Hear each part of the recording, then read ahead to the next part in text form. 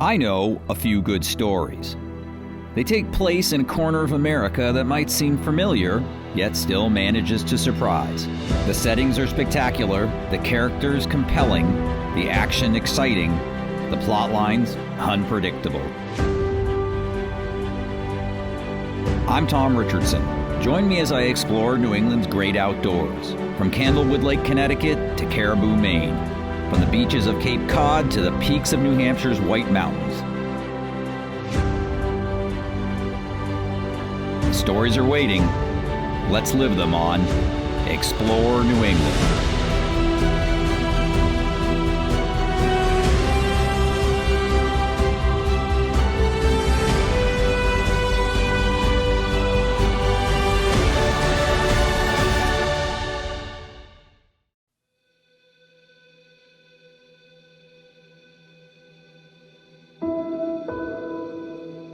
Explore New England is brought to you by Down East Magazine, the magazine of Maine, visitnewengland.com, and Northeast Delta Dental.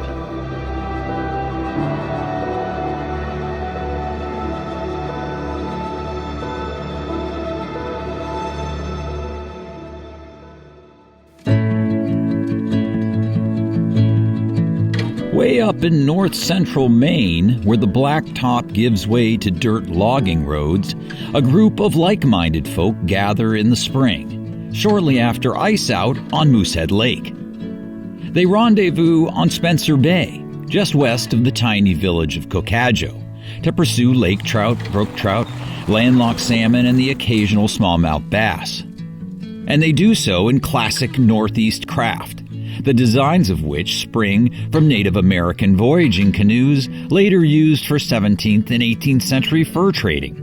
In short, these vessels carry a boatload of history and outdoor adventure.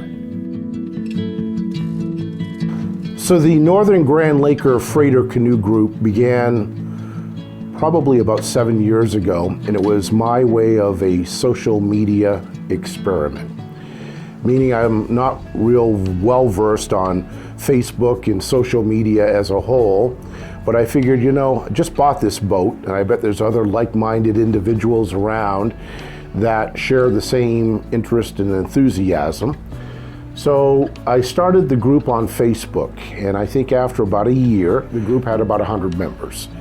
And it's all about getting the right people involved, and since that time, fast forward to today, we're at about 1,500 members, making up 7 countries, many from Canada, many from Maine, all over the United States, including Alaska, that share the interest of the traditional Maine-built Grand Laker canoe and the brother to that of the freighter canoe, which came from Canada. Freighter and Grand Laker canoes are both practical and graceful, capable of hauling heavy loads and navigating open water. They also happen to make solid, seaworthy, and stable fishing platforms, a fact not lost on the members of the Northern Grand Laker and Freighter Canoe Group, who welcomed me on their annual get-together and fishing trip in late May.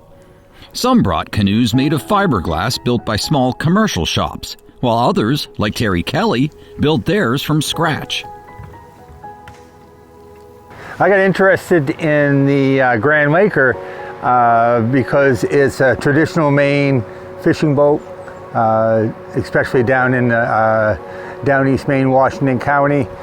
This particular one is white Maine cedar and mahogany. And I started working on it on January, and I finished in the spring. I think it was in April for fishing back in 2011. And it weighs about 150 pounds. And as it turns out, I used a Gilpatrick design. And I talked to him several times during the construction process. And the book basically gave me the offsets, and I went from there with it. And then started looking for the materials, of which is real difficult to find because there's no real such thing as clear Maine white cedar. It's always got knots in it. And but I was able to find some, and there's probably 125 board feet of strips. And they were 5/16 thick when I started, and then I started planing them down from there. Everything is kind of scarf jointed, so to speak, and I use shorter pieces instead of longer ones, found them easier to deal with. It's very durable, and it was a pleasure to build. It was fun. So when we were volunteering up in the Allagash, the boats that were allowed to run up there on the river in that area had to fit the Allagash regulations. So the square stern canoe is one of the things that fits the Allagash regulations. I said, that's the kind of boat that I want. I want it to meet those guidelines.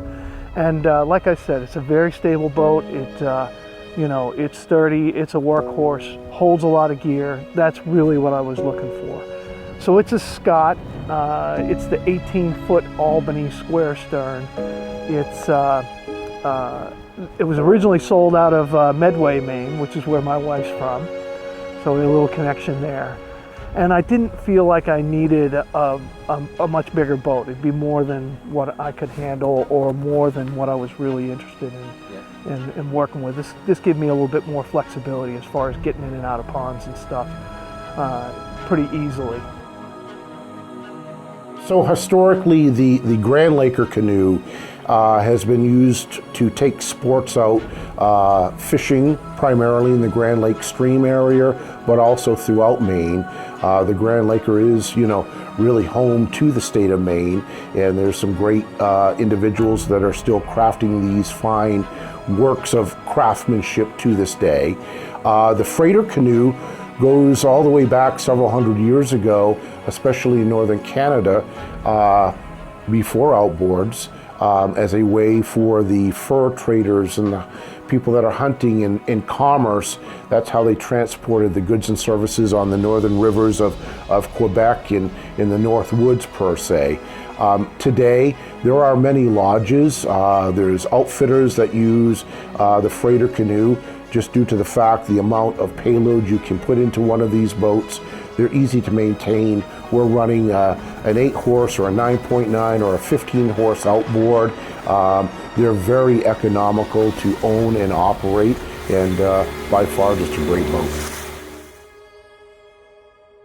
No matter what materials were used to build the various canoes making up the fleet at the Spencer Bay gathering, their owners share a common bond, namely a love of the outdoors and wild Maine waters in particular. And Spencer Bay, well, let's just say it fills the bill.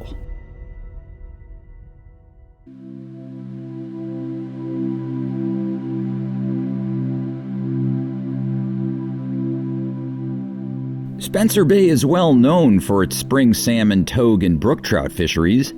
All three species follow schools of smelt that gather in the relatively shallow, warmer water of the bay just after ice out. With an average depth of 20 feet, Spencer Bay is the ideal spot to troll flies, spoons, and natural baits for fish holding within 10 feet of the surface. It's even possible to catch fish by blind casting artificial lures and flies. But trolling is usually more effective, as the fish can be scattered and holding at different levels of the water column. Like many trout and salmon anglers on Moosehead, Dennis Payne likes to employ a downrigger, which allows him to present his lure at a variety of depths, including close to the bottom if necessary. Right after ice out, the fish are pretty much on the surface, and it's a lot easier fishing.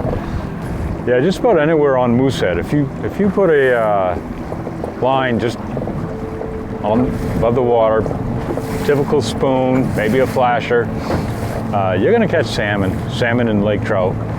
And it's probably the best time of year to fish. Moosehead is, early May into June, and before the water warms up. The water right now is around 50 degrees, and that's a good temperature to get some salmon and togue near the surface. A lot of fun.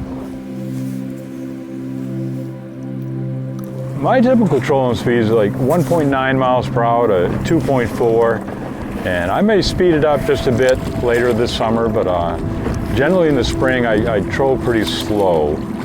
And you ask 10 fishermen, 6 might say, oh, you never want to go over 2. And the other 4 say, if you're not going 2.5, you're not going to catch a salmon. And as we've seen, we've been trolling around 2 miles an hour, and we're doing pretty darn good up here.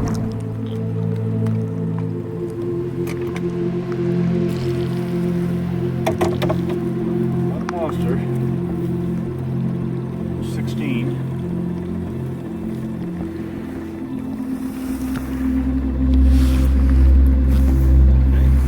Brook trout in particular can be found in surprisingly shallow water close to shore, although trollers who work this marginal zone will also hook smallmouth bass, an invasive species perfectly suited to the bay's rocky shallows.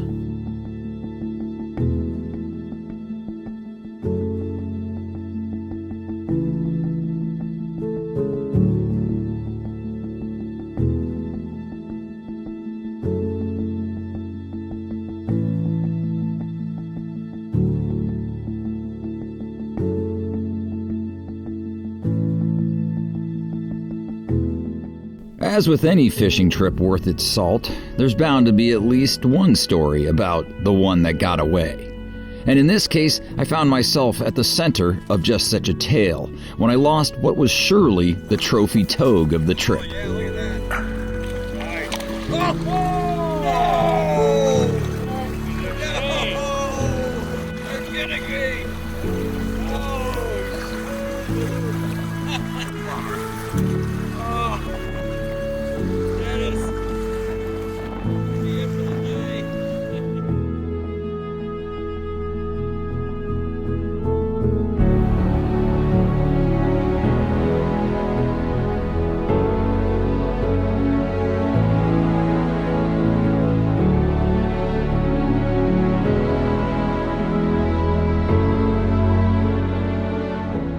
I've been fishing on Moosehead for quite a few years, and what I really like about it is, we've been up here for 3 days. I think we saw one boat all weekend, and that's one of the special things about Moosehead. You're never going to feel crowded. No matter where you go, there's plenty of wide open spaces, and the sort of the wilderness aspect of it, or being out in the wild and just enjoying the mountains and camping and whatnot, if you're camping, is just a real special place.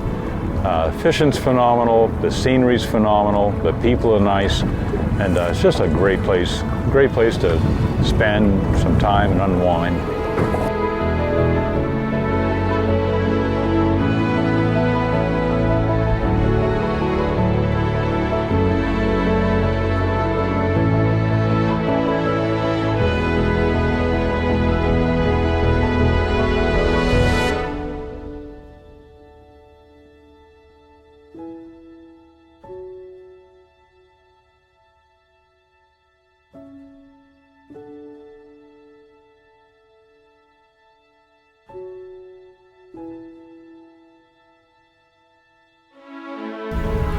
I mean, that's the whole reason for coming, right?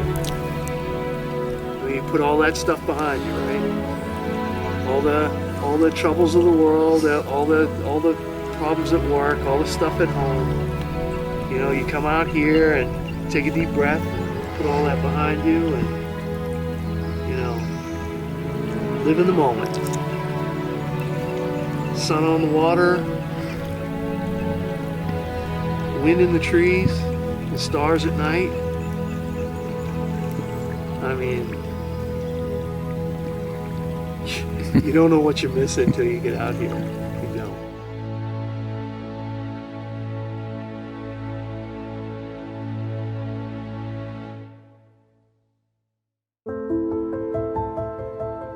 The shores of Spencer Bay are largely undeveloped, surrounded by shaggy spruce, towering white pine, and assorted hardwoods. In spring, it's possible to hear the calls of a dozen or more bird species issuing from the forest. On the water, loons, ducks, geese, osprey, and eagles are frequently sighted. It's a wild, beautiful place, but not always easy to access, especially before Memorial Day. Much of the land surrounding Spencer Bay is owned and managed by private timber companies that allow the public to use many of their roads, although access may be restricted due to logging operations and road conditions, particularly in the spring. Visitors must yield to the logging trucks, and the use of four-wheel drive vehicles is mandatory. Before heading out on these roads, make sure your tires are in good shape and bring a spare, if not two.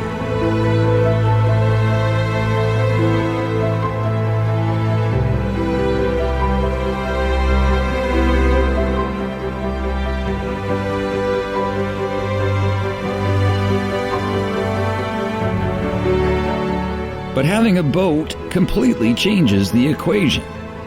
Boat fishermen who want to access Spencer Bay prior to the opening of the logging roads can do so by launching in Rockwood on the midwestern shore of Moosehead or at Lily Bay State Park, about 9 miles north of Greenville.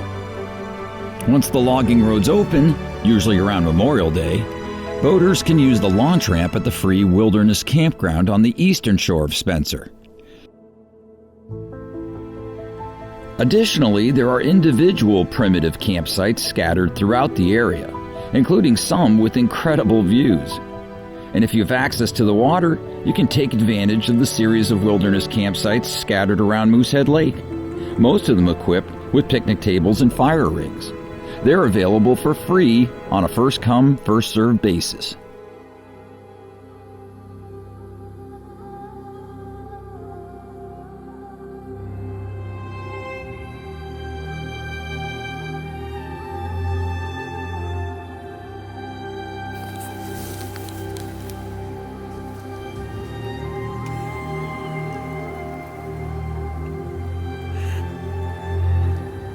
Next up, a moose. If you're a birder like me, you'll find yourself in paradise.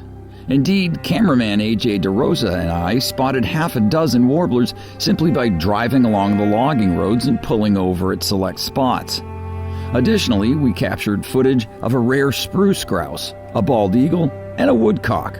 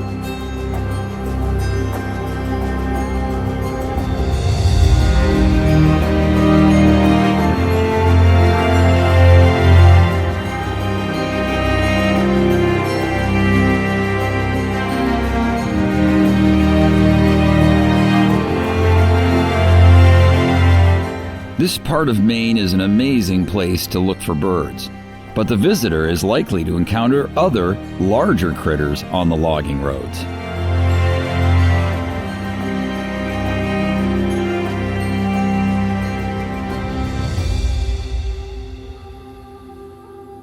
The network of logging roads that provide access to the Spencer Bay area of Moosehead Lake is teeming with wildlife, from birds to bobcats. But the creature most people hope to encounter is the mighty moose.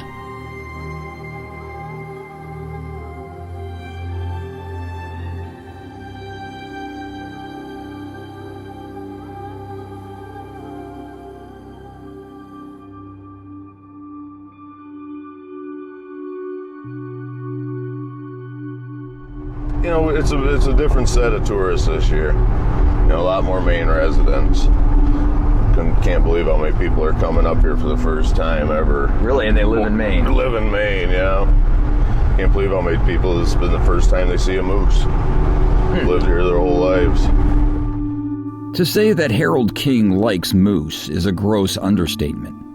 In fact, the man is downright obsessed with them. Since starting his Moosehead area guide service in 2010, King has seen hundreds of moose, and has almost as many stories of close encounters with the beast. Up here. Oh, because he's heading, yeah, he's going to spook all the moose. There's a moose right there, guys. Oh, yeah. There's a beaver right there. There's a moose. Well, you delivered. Every time I see a moose is like the first time I've ever seen a moose. I mean, I get out there and I had to keep buying different cameras with better steady shots in them because I got to take 45 pictures to get one because I'm shaking like a leaf every time I see one. It's just like a little kid in a candy store to me. You know, I'll never get tired of looking at them funny looking buggers.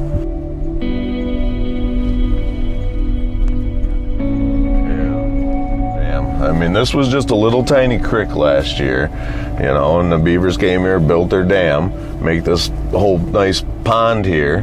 You know, I've seen bull moose in this water here. I've seen cows and their babies, and, you know, they're the most important thing for the ecosystem out here.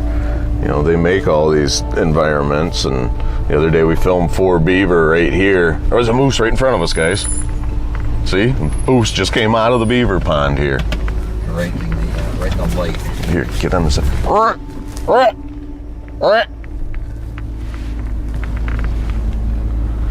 See how important these ponds are to the moose and the animals? Just like you getting it, Kev? He really is kind of curious. Yeah, that's just a yearling. That's just a little feller. So you're saying don't get out of the vehicle? No, you can't. As soon as you get out of this vehicle, you're just going to scare him. He's going to run away, and you're going to cost him precious energy and time, and that he needs to be feeding. And that's, you know, everyone's first instinct. Get out, see if you can get closer, get a better picture, and, you know, it's all you're doing is ruining that moose's day by doing that. I moved out here from Michigan going on 14 years ago because I've always been fascinated by moose. I grew up in Michigan, going up to Wawa, Canada, places like that, and my biggest favorite parts of the trip was how many moose we seen on the ride up there and back. So I've always been fascinated by them, and you know, it was the biggest draw by far to get me to this area was a moose. It was either here or Alaska, and this was closer than Alaska was, so here I am. Oh yeah, look at that. Okay.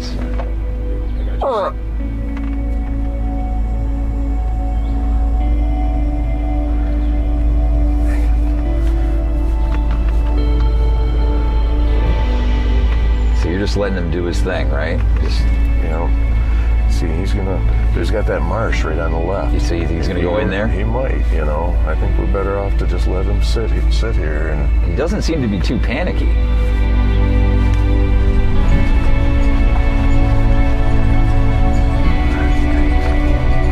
There he is, right there. There he is. Right there. You see?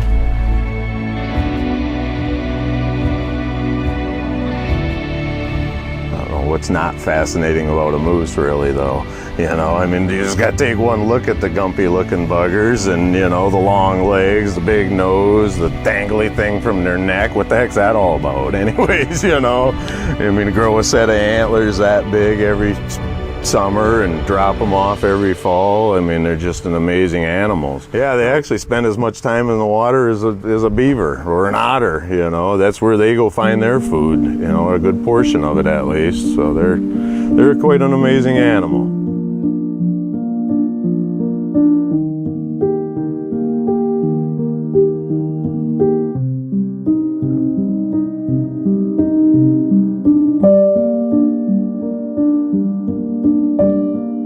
You know, this area is such a special area, you know, compared to other places because, for one, the timberland, you know, this is just a huge farm out here, basically, and there's, you know, an unlimited amount of trails and woods and hiking areas and ponds and land to explore. So there's not too many places in the United States that you can actually go get lost in the woods, and you can here.